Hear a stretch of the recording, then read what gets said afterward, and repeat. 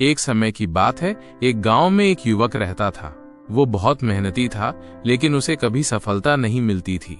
वो हमेशा निराश रहता था और सोचता था कि उसे कभी सफलता नहीं मिलेगी। एक दिन उसने सुना कि गांव में एक महात्मा आए हैं। लोग कहते थे कि वे बहुत ज्ञानी हैं और सभी समस्याओं का समाधान कर सकते हैं। युवक ने सोचा कि उसे भी महात्मा से मिलना चाहिए और अपनी समस्या बतानी चाहिए। युवक महात्मा के पास गया और उन्हें अपनी समस्या बताई। महात्मा ने युवक की बात ध्यान से सुनी और कहा, तुम्हारी समस्या ये है कि तुम सफलता को पाने का गलत रास्ता चुनते हो। युवक ने पूछा, गलत रास्ता? मैं तो बहुत मेहनत करता हूँ। महात्मा ने कहा, मेहनत करना अच्छी बात है, लेकिन केवल मेहनत करने से सफलता नहीं मिलती। सफलता पाने के लिए सही दिशा में मेहनत करना जरूरी है। युवक ने पूछा, सही दिशा क्या है?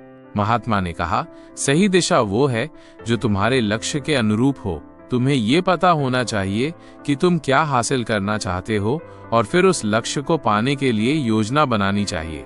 युवक ने पूछा, योजना कैसे बनाएं? महात्मा ने कहा, योजना बनाने के लिए तुम्हें सबसे पहले अपने लक्ष्य को छोटे छोटे भागों में बांटना चाहिए।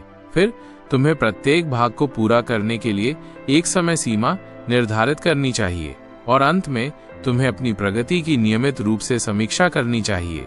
युवक ने महात्मा की बात मान ली। उसने अपने लक्ष्य को छोटे छोटे भागों में बांटा और प्रत्येक भाग को पूरा करने के लिए एक समय सीमा निर्धारित की। उसने अपनी प्रगति की नियमित रूप से समीक्षा भी की। कुछ समय बाद युवक को सफलता मिलने लगी। वो बहुत खुश था और उसने महात्मा को धन्यवाद दिया। महात्मा ने कहा, मैंने तुम्हें केवल रास्ता दिखाया है, सफलता तो तुमने अपनी मेहनत और लगन से पाई है। इस कहानी से हमें ये सीख मिलती है कि सफलता पाने के लिए सही दिशा में मेहनत करना जरूरी है। हमें अपने लक्ष्य को छोटे छोटे भागों में बांटना चाहिए और प्रत्येक भाग को पूरा करने के लिए एक समय सीमा निर्धारित करनी चाहिए। हमें अपनी प्रगति की नियमित रूप से समीक्षा भी करनी चाहिए। अतिरिक्त जानकारी: गौतम बुद्ध ने 4 आर्य सत्य और अष्टांगिक मार्ग का उपदेश दिया था, जो हमें सही दिशा में ले जाते हैं। सही दिशा में मेहनत करने के साथ साथ हमें धैर्य और लगन भी रखनी चाहिए। सफलता एक यात्रा है, मंजिल नहीं। हमें हमेशा सीखते रहना चाहिए और आगे बढ़ते रहना चाहिए। युवक ने महात्मा की शिक्षाओं को अपने जीवन में उतारा। समय बीतता गया और वो न केवल अपने व्यक्तिगत लक्ष्यों में सफल हुआ, बल्कि उसने अपने समुदाय के लिए भी महत्वपूर्ण योगदान दिया। वह जानता था कि उसकी सफलता केवल उसकी मेहनत का परिणाम नहीं, बल्कि महात्मा द्वारा दिखाए गए सही मार्ग का भी फल है। एक दिन गांव में एक भयंकर सूखा पड़ा। खेत सूख गए, कुएं खाली हो गए और लोग भूख से व्याकुल होने लगे। युवक ने, जो अब गांव का एक सम्मानित सदस्य बन चुका था, देखा कि लोग हताश हो रहे हैं और उन्हें कोई उम्मीद नहीं दिख रही। उसे याद आया कि महात्मा ने उसे सिखाया था कि बड़ी समस्याओं को छोटे छोटे भागों में बांटना चाहिए। उसने गांव के लोगों को इकट्ठा किया और उन्हें समझाया कि हमें मिलकर इस संकट का सामना करना होगा। हमें सबसे पहले पानी के स्रोतों की खोज करनी होगी, उसने कहा।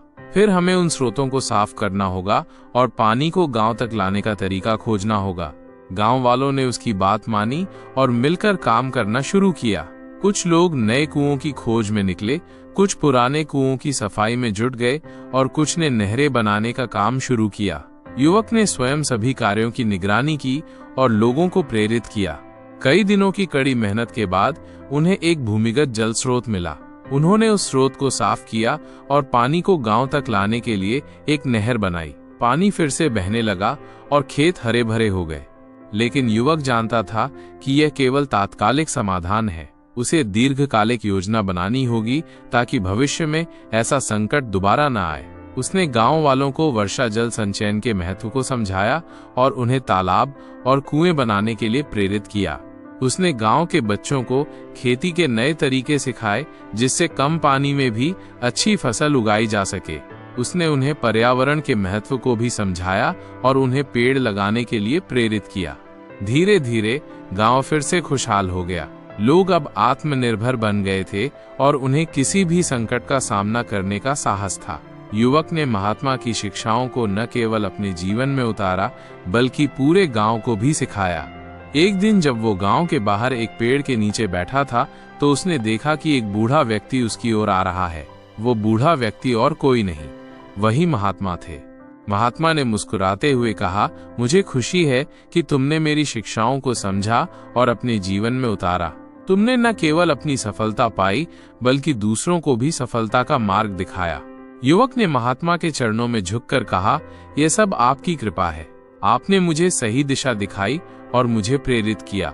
महात्मा ने कहा, सफलता केवल व्यक्तिगत उपलब्धि नहीं है बल्कि दूसरों की मदद करना और समाज को बेहतर बनाना भी है। तुमने यही किया है। महात्मा ने युवक को आशीर्वाद दिया और फिर धीरे धीरे जंगल में चले गए। युवक ने देखा कि महात्मा ने जाते जाते पीछे मुड़कर एक बार मुस्कुराया। उस मुस्कान में वो सब कुछ था जो वो युवक को सिखाना चाहते थे। युवक समझ गया, सही सफलता दूसरों की सेवा में ही निहित है। वर्षों बाद युवक, जो अब एक सम्मानित वृद्ध बन चुका था, एक शांत नदी के किनारे बैठा था। उसके बाल सफेद हो चुके थे, लेकिन उसकी आंखें अभी भी ज्ञान और करुणा से चमक रही थीं। उसके आसपास गांव के बच्चे बैठे थे, जो उत्सुकता से उसकी कहानियां सुन रहे थे। दादाजी, एक छोटी लड़की ने पूछा, आपने इतनी सफलता कैसे प्राप्त की? वृद्ध ने मुस्कुराकर कहा, सफलता एक यात्रा है मेरी बच्ची, एक ऐसी यात्रा जो कभी समाप्त नहीं होती। यह केवल व्यक्तिगत उपलब्धियों के बारे में नहीं है बल्कि दूसरों की मदद करने और समाज को बेहतर बनाने के बारे में है। उसने बच्चों को महात्मा की कहानी सुनाई और उन्हें बताया कि कैसे उन्होंने उसे सही दिशा दिखाई। उसने उन्हें सूखे के दौरान गांव के लोगों की मदद करने और उन्हें आत्मनिर्भर बनाने की अपनी कहानी भी सुनाई। लेकिन दादाजी, एक लड़का बोला, आप कभी थके नहीं?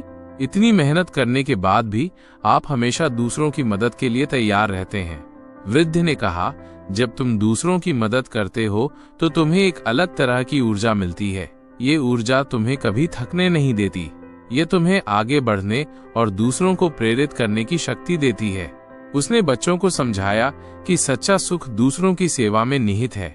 जब तुम दूसरों की मदद करते हो तो तुम्हें एक आंतरिक शांति मिलती है जो किसी भी भौतिक सुख से कहीं अधिक मूल्यवान होती है। और याद रखना, उसने कहा, हर छोटी सी मदद भी महत्वपूर्ण होती है। एक मुस्कान, एक दयालु शब्द, एक छोटा सा कार्य, ये सब दूसरों के जीवन में बड़ा बदलाव ला सकते हैं। उसने बच्चों को महात्मा की एक और बात याद दिलाई, ज्ञान को बांटने से वो बढ़ता है। इसलिए जो कुछ भी तुमने सीखा है उसे दूसरों के साथ साझा करो। ये ज्ञान ही है जो दुनिया को बेहतर बना सकता है। बच्चे मंत्रमुग्ध होकर उसकी बातें सुन रहे थे। वे समझ गए कि सच्ची सफलता केवल धन और प्रसिद्धि प्राप्त करने के बारे में नहीं है बल्कि एक सार्थक और उद्देश्यपूर्ण जीवन जीने के बारे में है। जैसे ही सूरज डूबने लगा, वृद्ध ने बच्चों को घर जाने के लिए कहा। उन्होंने उसे अलविदा कहा और वादा किया कि वे उसकी शिक्षाओं को हमेशा याद रखेंगे। वृद्ध ने नदी के बहते पानी को देखा और मुस्कुराया। वो जानता था कि उसने अपना जीवन एक अच्छे उद्देश्य के लिए जिया है। उसने न केवल अपने लक्ष्यों को प्राप्त किया बल्कि दूसरों को भी उनके लक्ष्यों को प्राप्त करने में मदद की। उसने महात्मा को धन्यवाद दिया जो उसे सही मार्ग पर ले गए थे, और उसने खुद को धन्यवाद दिया कि उसने उस मार्ग पर चलने का साहस दिखाया। रात घनी हो चली थी। तारों से भरा आसमान मानो उस वृद्ध के जीवन की कहानी कह रहा था, एक ऐसी कहानी जो आने वाली पीढ़ियों को सदैव प्रेरित करती रहेगी। अगर आपको ये स्टोरी सुनने में अच्छी लगती हो तो हमारे चैनल को लाइक, शेयर और सब्सक्राइब कर देना। धन्यवाद।